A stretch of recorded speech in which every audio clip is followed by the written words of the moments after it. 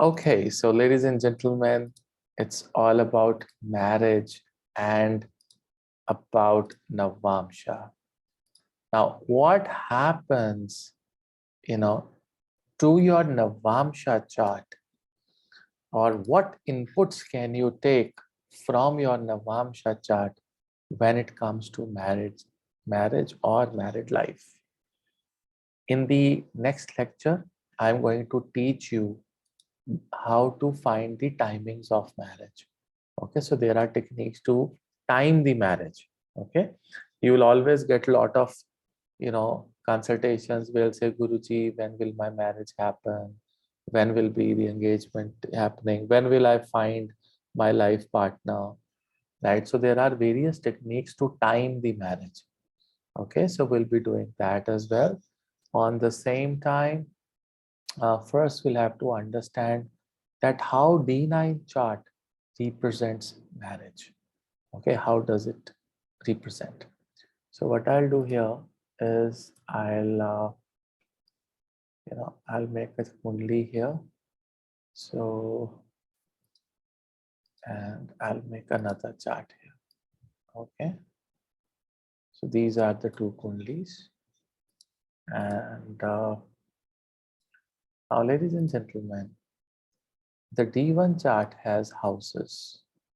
Okay, today I will teach you how to read D9 chart with respect to marriage. Okay, very important lecture, extremely important lecture, and I'm so happy that we have 90% attendance today. I'm very happy, right? And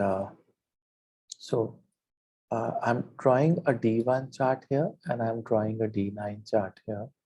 And I'll tell you the difference between the houses tattvas, the bhava tattvas, the difference, okay, between the D1 and the D9. So, okay, so here we go, here we go. You have to make points and notes. That will be very, very important in this lecture. This lecture will need, if you can make some points, otherwise you have the recordings. You can listen to it a couple of times and you can, remember it by your heart. Well, ladies and gentlemen, the first thing first, suppose this is your D1, okay? And you always say D1 as a Lagna chart, okay? Say it as a Lagna chart for today. All right, and this is D9. Okay, say D9 as your marriage chart today. Say it marriage chart. Okay, so this is marriage chart. Okay, now I said that the D9 chart is also chart of dharma. It also shows the dignity of your planets. But today we are only going to use it for marriage. Okay, no other dignity, no other dharma. Which planet is going to trouble you? No, nothing. Or what are the favorable planets, which is the most important planets? That is the dignity. Okay, today we talk about marriage only. So this is a marriage chart. Okay, it gets activated. A lot of people say, Guruji, when is the marriage chart activated? Is D9 activated after marriage? A lot of people say, oh, D9 में अभी मत देखो, इसकी शादी नहीं हुई है. Okay, is D9 chart activated if you are living in a live-in relationship? The answer is no. No. Okay, it does not activate until and unless you get married. Now, how and what, based on the Hindu Dharma theory, there are mantras, that somebody recites. And those mantras activate the D9 chart. Those mantras are same in the Sikh religion, and those the ayatas in the Muslim is also the same, right? So, and also there is a contract which is done. If you are a Christian, you sign those, and that is the time when D9 gets activated. I must tell you this. It does not activate for marriage, okay? I'm not talking about the dignity. When you say dignity of the planets, right, it is from the day one, from your first minute on this planet, right, D9 is activated. But with respect to marriage, it gets only activated after you are formally married with someone. बेटे headphone ला दे please. So that is when it is activated. Please उनका मेरे को उस कमरे से ला के दे. Yes, please mute yourself. Tina, please mute yourself. Thank you. Okay, so that is the time when it gets activated. Now this is in the Lagna. The first house shows, who you are, the intelligence, of you, and who basically, the first house represents you. Okay, so are you a weak Lagna? Are you a strong Lagna? What kind of a Lagna you are, right? If you have malefics in the first house, that means you are weak.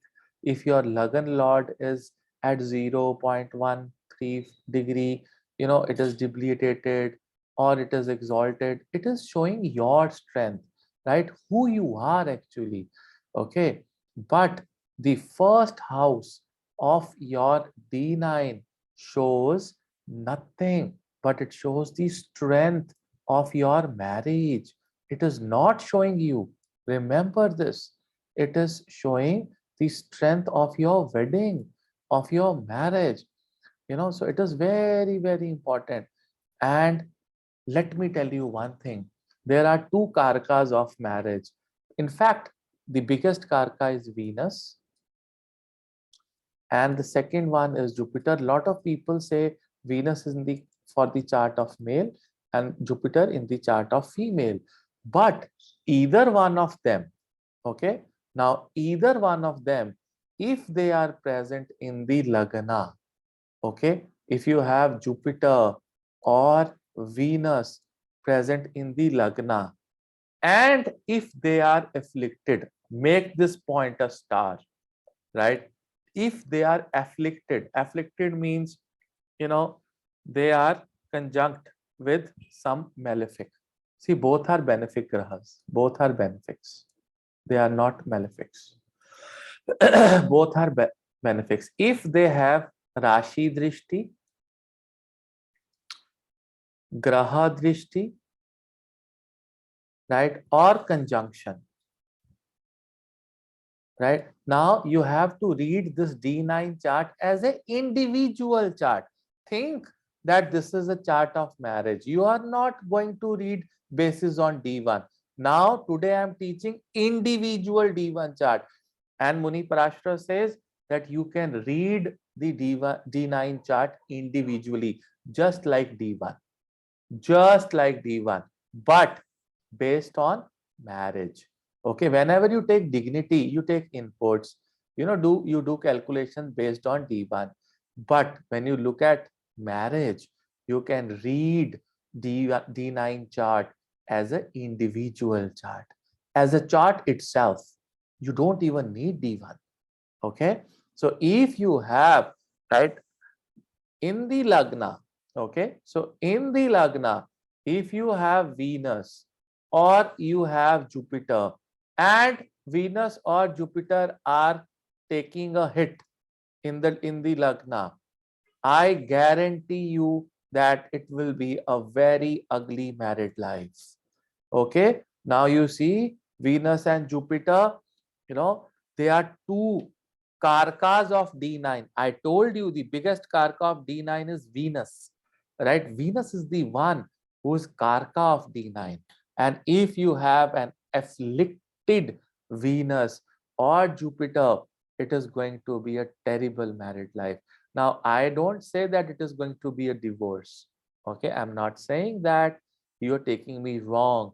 I'm not saying it is going to be divorce or separation. The first thing that can happen with Venus and Jupiter afflicted in the Lagna is you may not even get married. Simple.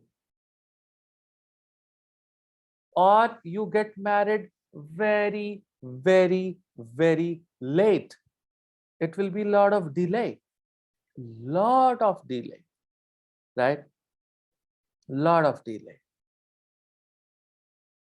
I have both of them in D9 in Lagna, In Sagittarius, no afflictions from Rashi and Graha. Wow, you have both of them. Both of them sitting together itself is a conflict. They are sitting itself is a conflict because Jupiter and Venus doesn't go well with each other. They should not be sitting together. I must tell you that the frame of mind changes, right? Because Venus is going to pull you somewhere else and Jupiter is going to give you ego in the first house. In the Navamsa, wherever Jupiter sits, it's going to build ego there. It is going to build ego. I must tell you that. Remember this. So there is going to be a ego or ego problems, between the husband and the wife. The husband could be egoistic in terms of personal relationship. He could be a great person, but he might have ego. He might have ego, right? So that happens. So I'm saying either one of them, the Venus or the Jupiter, right? They should not be afflicted. And you have to check for Rashi Drishti. You have to check for Graha Drishti, right? And, Nanita, you check once again about the Rashi Drishti and Graha Drishti. Once again, you should check, right? Okay, well, I'll check your chart later on, but I can't do it right now. Yes, absolutely. Thank you. So, right, so this is where, and itself, if they are sitting here, it is a problematic situation, right? On the same time, also another thing. Now, like first house is going to represent the lagna of your marriage, right? So, lagna of your marriage means the strength of your marriage, okay? The quality of your marriage, how it is a conflicting quality, or it is, if Jupiter or Venus, either one of them would have been sitting alone and without afflictions, fantastic, fantastic, right? You may have delayed marriage, but things can be good, okay? Things will be eventually good. So that's the first thing you have to remember. So this is the strength of your marriage, the first house in the Navamsa chart. The second house in the Lagna chart is what, ladies and gentlemen? The second house is your assets, your kutumb, which is your rishtedari, right? Your taste buds, your fixed assets, your wealth. This is, uh, this is what is the second house. हम क्या कहते हैं? द्वितीय भावा, धन भावा, कुटुंब भावा, right? So आपका कुटुंब is nothing but it is your relatives, rishtedari, which your parents, your family, brother, sister, siblings, everyone is the dvitiya bhava. Okay, now what is going to be the second house of the D9? The second house is going to be the rishtedari that has added after marriage. Okay, the wealth that you will accumulate after marriage, right? So this was wealth when you were born and overall wealth. Okay, the second house of the Navamsa is going to represent the wealth that you will accumulate after marriage. The second house will also represent the longevity of the marriage. Remember, make these notes, very very important, कि आपकी marriage कैसी चलेगी. Also, it is going to represent the longevity of your spouse. Wow, right? The longevity of your spouse is also seen from the second house, because it is eighth from the seventh house. So longevity of marriage as well as the longevity of your spouse, both the things are seen from the second house, right? You need to be very careful with this position. If there are a lot of afflictions in the second house, I must tell you, it is going to hit the longevity, longevity of your marriage, for sure, right? And just like, from here also, the second house shows the longevity of any partnership. कोई भी किसी भी तरह की partnership आप करते हो, business partnership है, राइट, या किसी तरह की एसोसिएशन है, जो भी आप करते हो, right, any partnership is seen from the second house of the D1 of the Lagna chart. लेकिन जो सेकंड हाउस है D9 का, ये लॉन्जिविटी बताता है only based on married life, marriage की, राइट, आपके विवाह की, प्लस आपका कितना पैसा जनरेट होगा. If you have afflictions here, lot of people come and say, Navneet ji, before marriage I had lot of wealth, I accumulated lot of wealth, but suddenly once I got married, all my wealth is gone. So is it the problem of my spouse जो मेरी जिंदगी में आई है? The answer is no. Look at your second house in the Navamsa. Is it destroyed? It will show the day you will get married. It beat any wife, beat any girl, right? You will have troubles, 100%. And there are a lot of people who come and say, the day I got married, I never looked back. It was such a wonderful thing that has happened to me, that I have started earning so much in my life, right? It was a great thing that has happened to me. Absolutely great thing, right? My second lord went into the Kendra, right? It is gone in the fourth house or 10th house or the first house, or in the fifth house or in the ninth house, right? It was it was fantastic. It was fantastic. So you need to check the condition of the second house and the placement of the lord of the second house. This is something you have to really check, right? That how it is going to work after the marriage. Now, what is the third house? Third house in the marriage is basically how much effort will you put in the marriage. Okay, do you have any effort? If you have afflicted planets like Rahu, Ketu, Shani, any or Mars even in the third house, you are going to put that kind of an effort. So if it is Mars, your effort will be aggressive speaking in the marriage. You want, you will be totally aggressive about all the conversations, right? If you have Venus, you will put lot of romantic effort. If you have Jupiter, you will put lot of spiritual effort. And who needs spiritual effort in the marriage? Come on, it's a newly wedding couple. If you ask a newlywed wife or a husband, let's go to honeymoon to a spiritual place. Wow, I mean, if you have that kind of a mindset, you are in trouble, my friend. You are in the trouble that very day, because how many of you people would love to go to a spiritual trip, you know on as a honeymoon, which is also nishad, which is wrong, which is completely wrong. So that is why Jupiter in the third house is a marana karana sthan for Jupiter, right? If you have Ketu in the third house, right? Ketu in the third house gives what? It gives you problems, related to uh, your hormonal issues, right?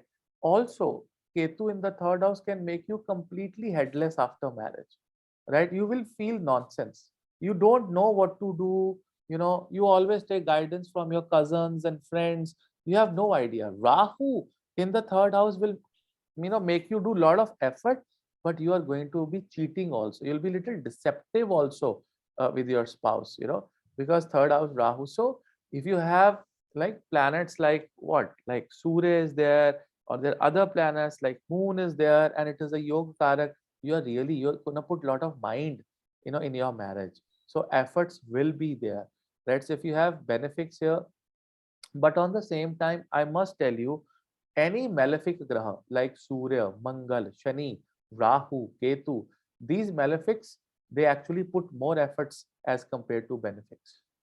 They put more effort in the saving. So a lot of people say, oh Guruji, I have my Mars. अरे Mars है, वो बंदा चिल्ला चिल्ला कर आपको married life में effort डाल रहा है कि नहीं, I will not let this go, it will give you will power in the third house, right? So marriage doesn't break, but it is the effort that you are going to put in the married life. कितना initiative आप लेते हो? If you have afflicted planets in the third house, your effort to save the marriage is not going to be there. You are not going to put an effort to save the marriage or run the marriage smoothly. It is going to be a bad. The fourth house, like in the fourth house, right? Okay, the third house is also the communication, after marriage. Today I was doing a consultation, and this girl said that, you know what, Guruji, before marriage I was such a shant person. I have never ever abused anyone, I have never said anything wrong to anyone, but just after my marriage, I have I can't even see myself, that what am I doing, right? What am I doing? I am basically become so rude. I have basically become so uh, you know so violent, after the marriage. I was such a soft person. I never shouted on anyone. And here, look at me. I'm shouting on my husband after marriage. And you see, the third house was having Mars effect, Saturn effect. Shani is like sorrow. Shani is like tormentation, tormenting someone, right? You know what? Shani is also lot of argument. Wherever you have Shani, you are going to argue a lot. Give me this yes or no. Look at your chart. Wherever you have Shani, there is a rage, there is an argument, in that house. Lot of argument. Wherever you have Shani, right? Wherever you have Shani. Okay. And no, Ketu in the second house doesn't mean headless in the family. Okay. All right. So just go back and read and understand what was second house. Okay. Ketu in the second house can take you completely away from isolate you from the family. Okay. So on the same time, so the third house, we're talking about the communication. So how good or bad will be the communication? How much will be the effort? Okay. How much small trips you be taking?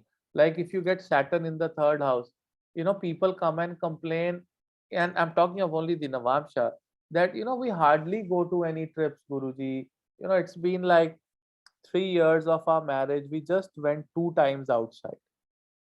So these short trips are now not getting initiated. People are not initiating small trips. They are not making their life romantic. Husband wife are never going on a walk. They are sitting home, eating and fighting whole day, right? They're doing nothing, absolutely nothing. They're doing absolutely nothing. No participation at all. No participation. Okay. So this is something with the third house. Now, fourth house, what does fourth house represent? Uh, in the D1, the fourth house represents in the D1 is your comforts of life, right? Your property, your mother, everything is represented by the fourth house. But what does fourth house represent of D9? D9 fourth house represents nothing but comforts and nourishment after marriage.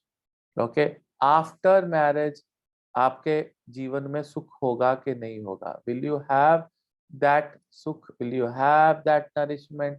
It is very, very important, right? And if you have that, problematic combinations in the fourth house, आपके पास सुख नहीं होगा, right? आपकी marriage तो चलती रहेगी, right? लेकिन जो एक सुख की अनुभूति, मान लो यहाँ पे चंद्र बैठे हो, शुक्र बैठे हो, it is good, it is fantastic, right? But यहाँ पर शनि बैठे हो, तो वो घर के माहौल को आफ्टर मैरिज बहुत डिसिप्लिन कर देंगे।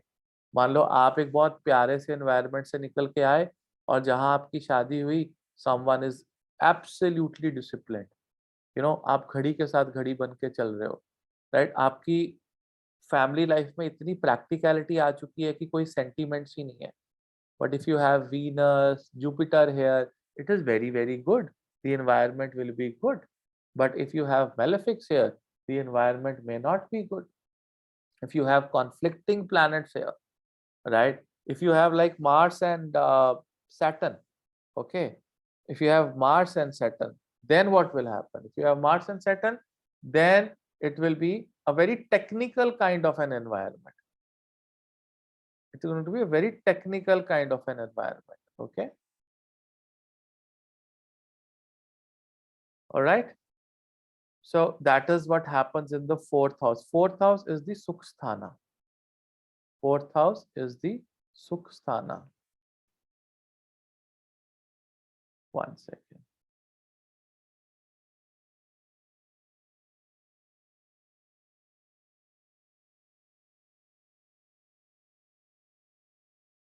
Okay, so fourth house is the Sukh Sthana.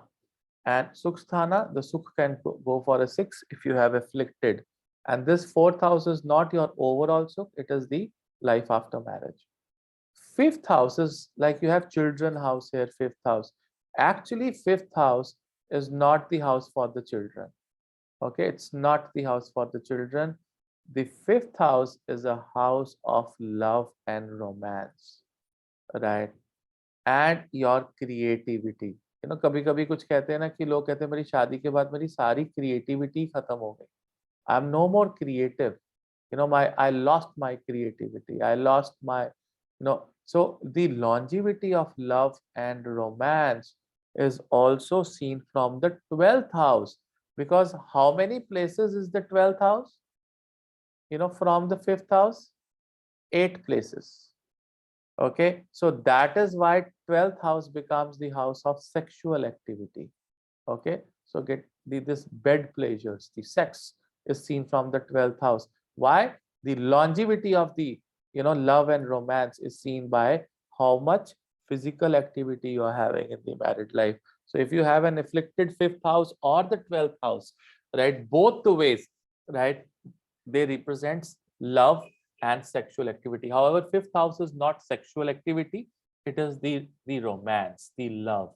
Okay, it can be a very spiritual love also, very dedicated love also, which our mothers used to have. So if you see your mother, they are very dedicated towards the husband. Now with this generation, the 12th house is dominating, the 5th house is not dominating, right? Earlier, with our parents, grandparents, even though they had 5, 6, 7, 8, 10 children, but still, that love element was more. I have seen, my mother never taking name of my father, and my father never taking name of my mother, in 30, 35, 40 years of my, observation, that, they have been so dedicated, creative, see, lot of females, they don't know how to cook, but after marriage, suddenly, you see that they are cooking so good. So that means her 5th house was so good that she learned lot of things after marriage. जो एक बिल्कुल भी उसको कुछ नहीं करना आता था, और यहाँ आके वो सब कुछ कर रही है और बहुत अच्छा कर रही है. दैट्स मीन कि उसका पंचम भाव बहुत अच्छा है. आप पंचम भाव से कभी संतान नहीं देख सकते मैरिज की, ये याद रखना. अगर आपको संतान देखनी है नवांश से, तो आप सिर्फ और सिर्फ सूर्य की पोजीशन देखिए. Okay, you look at the position of the Surya. So a lot of people who have Sun Rahu, Moon Rahu in the 4th house, 5th house, this is basically the Pitri dosha, right? So that means your ancestors are not happy, and they are not blessing you for sukh or love and romance after marriage. So if you do the remedies of the Pitri dosha with the 4th house and the 5th for the placements of Sun Rahu, Moon Rahu in the 4th house, 5th house, it is a cure. So if you do Pitri dosha, you do lift different tarpans and Amavasya Purnima danas, you do all the charities of Amavasya Purnima, you feed birds, feed insects. So by doing all these things, these afflictions can go. Okay, so 5th house is that. Now what is the 6th house? 6th house is, यहाँ पे रोग, शोक, कर्जा, ऋण, बीमारी, शत्रु दिखाता है. Here it is going to show you arguments और जितने भी कलेश होते हैं, राइट, आपकी लाइफ के अंदर after marriage, the fights that you are having, lot of fights. If you have lot of fights, with your husband or with your wife or with the spouse, that means don't look at the D1, just look at the condition of the 6th house, in the D9. It is the litigation after marriage. There was a long litigation after marriage. The 6th house is very, very destroyed. So so yeah, so that is where the 6th house goes for a toss. If you have bad planets, and bad planets doesn't mean the malefic. I must tell you, if you have a Rahu or if you have a Saturn, if you have a Ketu, the malefic planets in malefic houses does well. They put an effort at least. But if you have planets like Venus, Jupiter, Moon, the benefics, or Mercury here in the sixth house, it is bad. It is lot of communication, lot of ego. Your emotions are hit every day. आपका दिल तोड़ रहा है बंदा बार बार आके, आपको कुछ ऐसी चुभती हुई बातें बोल रहा है. So if you have benefic planets here sitting in the sixth house of the Navamsa, you are in trouble after marriage. You are going to have lot of arguments, right? रोज का कलेश छोटी छोटी बात पे. Okay, so that is going to be there in the marriage. Now the seventh house is going to show the attitude of your spouse for you, right? So if you have afflictions in the seventh house, like seventh house is marriage in the D1, in the D9 the seventh house is the attitude of your spouse. आप उनको बातें कही जा रहे हो वो मानेंगे ही नहीं. If you have bad planets in the seventh house, right? If you have afflictions like there are pitra doshas or guru chandal doshas or any sort of doshas in the seventh house of the D9, right? It is where your spouse is not you know uh, agreeing to what you're saying, right? They are like for public, you people are very good, you're a great couple, okay, but internally you have disagreements. A lot of disagreements are there, right? It is also about the association, right? If you have, for an example, I tell you what, which is the worst planet in the seventh house? Any guesses? Which is the worst planet in the seventh house of the Navamsha? Mars. Okay, good. Rahu, fantastic. Okay, Jupiter. Jupiter. Jupiter is the worst planet in the seventh house, I must tell you. It is going to give you such an ego, or the combination of Saturn and Rahu. I have seen Saturn and Rahu combination in the seventh house. It is going to make you so much, in control of your life partner. Either you will control your life partner a lot, or your life partner will control you a lot, right? Or you would love to live in control of your life partner. You don't, आप मतलब शादी के बाद zero, उसने कहा seat तो seat, उसने कहा स्टैंड तो स्टैंड. तो Saturn and Rahu combination in the seventh house, and for how long it will work? It is not going to work for long, right? Mars in the seventh house can make you aggressive and very passionate about the seventh house, about your spouse, right? And over passion, right, is also not good, right? So that is why the seventh house is a very, very dangerous position for Mars. Even, if you have this Mars sitting here, right, you have so much desire for someone in life, and that person may not be able to fulfill your desire. That person may not accept you. He's just playing with you all the time. So that is where the problem is, right? However, Mercury is good. Sun in the seventh house is the Asta Lagna, for Sun here. And again, technically, if Sun is not a Yoga Karak Graha, right? So then it is a problematic situation in the seventh house. It is going to make each other, your spouse, little bit unapproachable and egoistic with having Sun in the seventh house. But I have seen multiple combinations of planets in the seventh house in lot of charts. So, Sun hoga, Shani hoga, Mangal hoga, Surya Shani ki yuti hogi, Kalesh. Again the agreements between you and the spouse is like bad. With afflicted seventh house, right? Eighth house is basically your joint assets. ये याद रखना कि आपके joint assets कितने बनेंगे, right? So joint assets and your in-laws. Okay, how is going to be your in-laws? I must tell you that if you have a bad eighth house, for sure you are not going to have a very cordial relationship with your in-laws. You are going to be, it's going to be a troublesome thing, right? Very, very troublesome thing. And also, if you have afflicted 8th house, you may not be able to have joint assets. You know, actually, the 8th house is the sustenance of your marriage. कि वो कितनी sustain करती है, कितने joint assets आते हैं, कितने आपकी life में importance आती है in laws की, are they good, are they bad? If you have afflictions in the 8th house, you will always have troubles with your in-laws, right? कोई ना कोई छोटा मोटा कलेश प्रॉब्लम्स जो है वो आपके 8th हाउस में रहेंगी ही रहेंगी. On the same time, when we look at the 9th house, 9th house is how much spiritual you will become after marriage.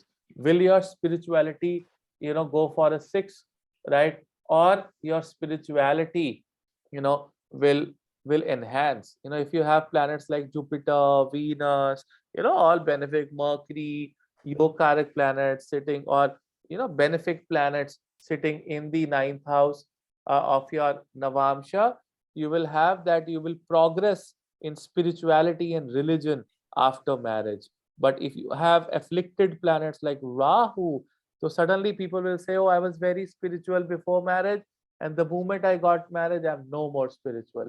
I've lost my spirituality after marriage, right? So only a good dasha, after that, will help you come back in the spirituality. 9th house Saturn wants you to have disciplined spirituality. So spirituality will be there, but it demands discipline. Okay, a lot of discipline is required. 10th house is basically your image in the society after marriage, right? So will you have a good image? It's not about profession. Okay, आपका social status, आपकी image कैसी होगी? So if you have a afflicted 10th house, then the image may not be very, very good. Sun in the 9th house is good. Okay, but depends upon Marak and non, Yog Karak, what is it, if it's Yog Karak, 9th house good, right? So image in the society is very, very important. That how would be the image, how society will take you, right? Is it going to be a reputed or a reputed married life, or at times what happens, you just got married and suddenly your spouse was entangled in some case, and even though he's a good person, but your image in the society is gone for a toss. So that is when you have afflicted 10th house, right? If you have planets like Jupiter, or Ketu, or Mercury, Surya, such planets sitting in the 10th house, it is great. It is fantastic, right? I mean, you will become, you'll become strong after marriage. You'll become brave after marriage. Your professional, growth will also be there after marriage, right? So that Karam Sthan will also activate. Suddenly people say, I was a clerk in a bank. It happened with my father. He had a wonderful 10th house in the Navamsa chart. So he was a clerk in a bank. And the day he got married to my mother, within 1 year, he was promoted to an officer. Within 1 year, right? So this is where the 10th house was good for him, right? On the same time, the 11th house also represents your hopes, wishes, and desires after the marriage. So the fulfillment of hopes, wishes, and desires. Will you have the wish fulfillment after the marriage or not? Will your hopes, you lose hope after marriage of becoming something, or will you have a lot of hopes from the marriage? You'll have a lot of wishes, or will you have a complete libido loss after marriage? What will happen? Do you have any desires or not? Right. So that is seen from the 11th house. The 12th house shows you the clear two things in the Navamsha. One, the biggest thing is the responsibility. That will you have a responsible life partner, right? Who is going to take the responsibilities? Will you remain responsible, right?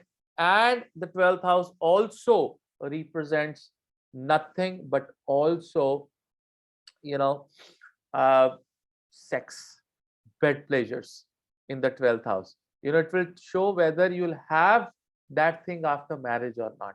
If you don't have, if it is afflicted, right? If you have a Pitra dosha here, right, it is going to be delayed. Now, I've seen a lot of, couples coming to me and saying, Guruji, we've been married for 2 years, 3 years, 4 years, 5 years, right? And we had no relation, right? Either I am not comfortable, or she's not comfortable, or she's important, or he's important, right? It's not working. They have disorders and problems. So you need not look at the 7th house. You look at the 12th house and the Navamsa chart. It will give you the exact picture that where is the problem and what planet is causing it and how it can be rectified. And you must check the nakshatras of the D9 chart also. It is very, very important that you have to read the D9 chart individually, just like the D1 chart. Look at the nakshatras.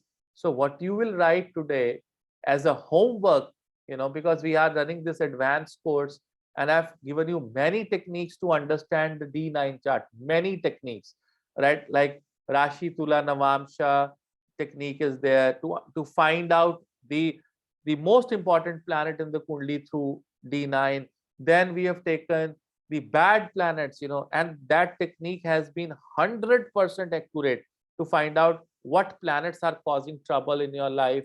And then, there's another technique which is over and above the 36 Ashtkut Guna matching, which I taught you yesterday, जो मैंने कल पढ़ाई आपको, जिसमें मैंने बताया कि 36 गुण एक तरफ है और ये वाली टेक्निक, जो आपने अप्लाई की वो एक तरफ है। और आप देखिए उसके कितने एक्यूरेट आपको रिजल्ट्स मिल रहे होंगे कि आपको समझ में आ रहा होगा कि आपका किस तरह का संबंध जो रहा और किसके कारण आपकी मैरिड लाइफ अच्छी हो सकती थी और कैसे बेकार हुई। एंड टुडे अभी तो मैंने सिर्फ हाउसेस बताए। In the next lecture I will put all the planets into this. Like what happens, if you have Sun or Moon or Mars or Mercury, right, or Rahu or Ketu in the Lagna, right, in the Navamsha, what happens with all these planets in the second house, third house, fourth house, fifth house, वो क्या करेंगे? And अगले lecture में जो हमने Saturday को करना है उसमें I am going to teach you the timing कि एक शादी होगी कब। और आप देखना कि उस टाइमिंग को जब आप अपने शादी के साथ मैच करोगे उस कंडीशन को वो मैच करेगी, right? That will match and you will able to realise and if that matches you can do lot of readings कि इनकी शादी कब होगी, राइट? सो कभी भी एक कंडीशन से शादी नहीं होती। There are 5 or 6 conditions you have to check, right? So वहां से हमें पता लगता है okay now marriage is expected, now marriage is expected. So there are yogas that define, there are special dashas that I will help you कि आपको सिखाऊंगा कि इस दशा से ढूंढो, इस दशा के अंदर ये कॉम्बिनेशन होगा तो शादी होगी और वो बिल्कुल 100% एक्यूरेट होगा। There is no doubt about it, वो बिल्कुल एक्यूरेट होगा।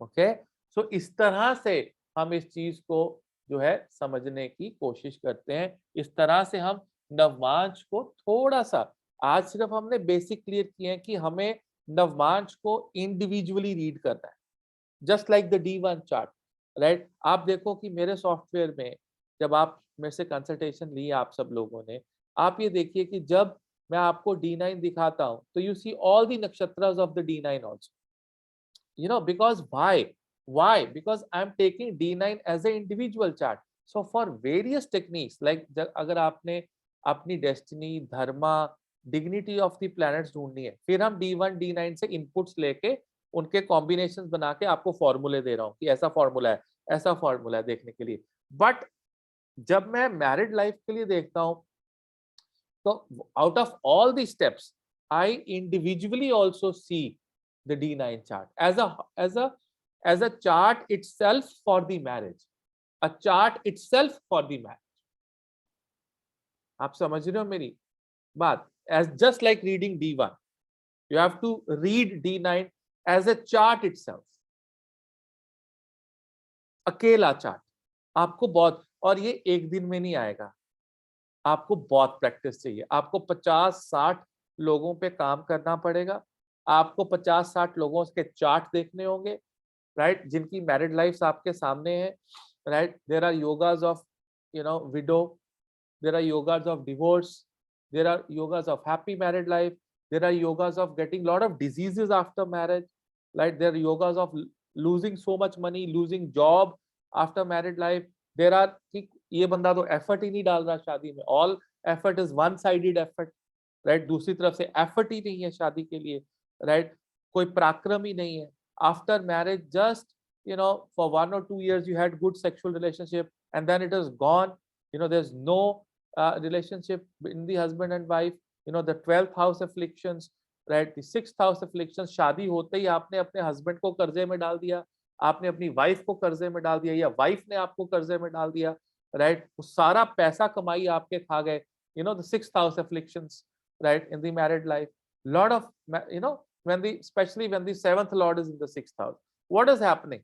7th lord, marriage, association, effort, gone in the 6th house.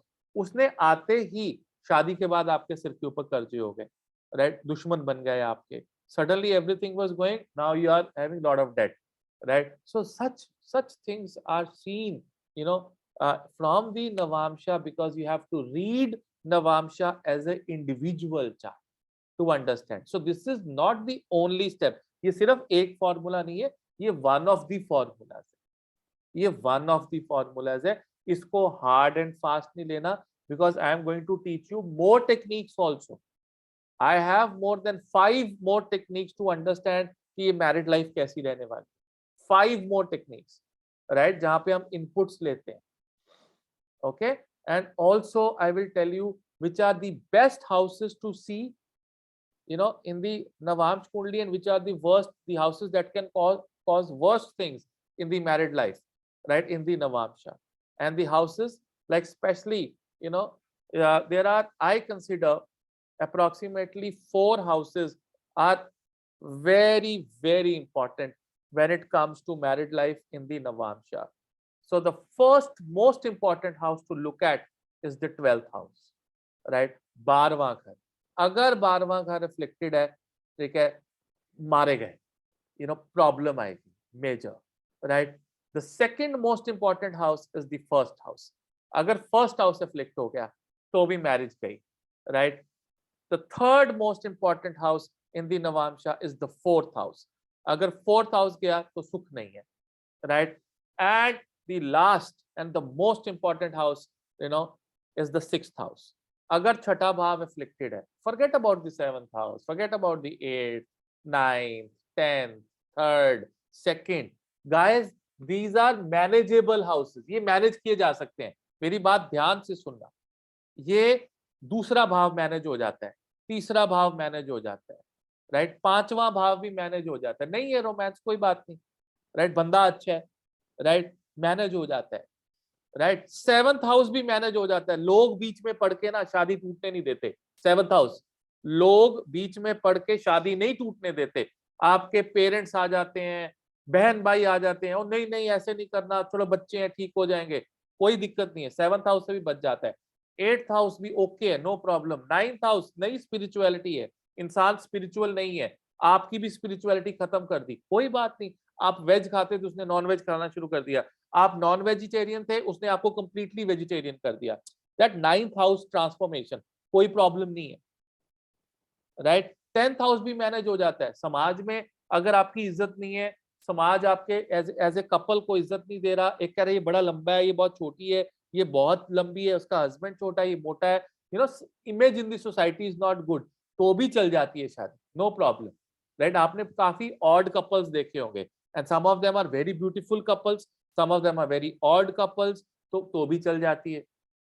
11th house, कभी कभी शादी में होप्स, विशेस, डिजायर पूरी नहीं होती हैं, but if you have no sexual relationship, if you marry an impotent person, it is a very difficult to stay with that person, right. वो तो शादी है ही नहीं एक तरह से. अगर प्रथम भाव ही खराब हो गया तो वो भी एक प्रॉब्लमेटिक सिचुएशन आ गई. 12th हाउस गया, fourth house is your love, romance, life, right. वो खराब हो गया तो गए. और छठा भाव है, आप शादी में सब कुछ सह सकते हो, लेकिन आप रोज का कलेश नहीं सह सकते. आप रोज का कलेश, रोज झगड़ा किसी ना किसी बात पे, राइट. मैंने देखा है सूर्य जिनका छठे भाव में होता है, right, sun in the sixth house, right, specially in the navamsha, उनका दिन खत्म नहीं होता किसी ना किसी के साथ आर्गुमेंट किए बिना, specially in the married life. If you have son, if you see a boy or a girl with sun in the 6th house in the Navamsa, right, you will see कि शाम खत्म होते होते ही कलेश होगा. Amavasya yoga is a very dangerous yoga. If Amavasya yoga is happening in the 12th house, 1st house, 4th house, and the 6th house, and in fact in the 7th house, it is very bad for marriage. Very, very bad for marriage, right? Because Amavasya Yoga, Surya Chandra Ek Saath, is going to give you some sort of tension, anxiety, dissatisfaction, जो आप किसी को बता भी नहीं सकते. आप 24 घंटे एक डिप्रेशन में, एक एंजाइटी में हो, 24 घंटे आप एक ऐसी सिचुएशन में हो जहां पर आप टोटली डिससेटिस्फाइड फील कर रहे हो और आप किसी को बता भी नहीं पा रहे. यू नॉट इवन एबल, और आप किसी को एक्सप्रेस करोगे तो बोलेगा आप मेडिसिन ले लो, आप ठीक नहीं हो, आप वॉक पे चले जाओ, आप कुछ और कर लो. आप उसको समझा ही नहीं पाओगे कि आपको किस तरह का डिप्रेशन और किस तरह की problem. That is where Amavasya Yoga is. And that I've seen, brings lot of dissatisfaction, lot of anxiety, lot of stress after the marriage. पहले नहीं थी. लोग कहेंगे बिल्कुल ठीक था ये. After marriage, he or she has lost everything. So, ladies and gentlemen, this was my lecture just to give you, just to make a base. क्योंकि ये जो मैंने बेस बनाया है, इससे अब हम टेक्निकल चीजें इन द कमिंग लेक्चर्स बहुत कुछ निकालेंगे. बहुत कुछ. आपके हस्बैंड या वाइफ के जो ब्रदर सिस्टर है, उनका रिश्ता कैसा है. कभी कभी आपकी जो ननद होती है, she is the villain, she is the main bitch, जो पूरा का पूरा खानदान ही खराब कर देती है, राइट. कभी कभी that role is played by the bhabhi. so you have, I'll tell you the techniques कि वो कैसे देखी जाती है वहां से, कि कहां पर आपके जो सिबलिंग्स है हस्बैंड के, स्पाउस के, उन्होंने कैसे लाइफ खराब की, या आपके स्पाउस के फ्रेंड्स, राइट, या आपकी फ्रेंड्स ने आपकी लाइफ कैसे खराब कर दी. That third person that comes and destroys everything, who that third person is. He is your relative, friend, bhabhi, nanad, devar, जेठ, वो कौन है, right? How will he or she destroy it? So that can also be very clearly seen. Okay, ladies and gentlemen, right? So I have another class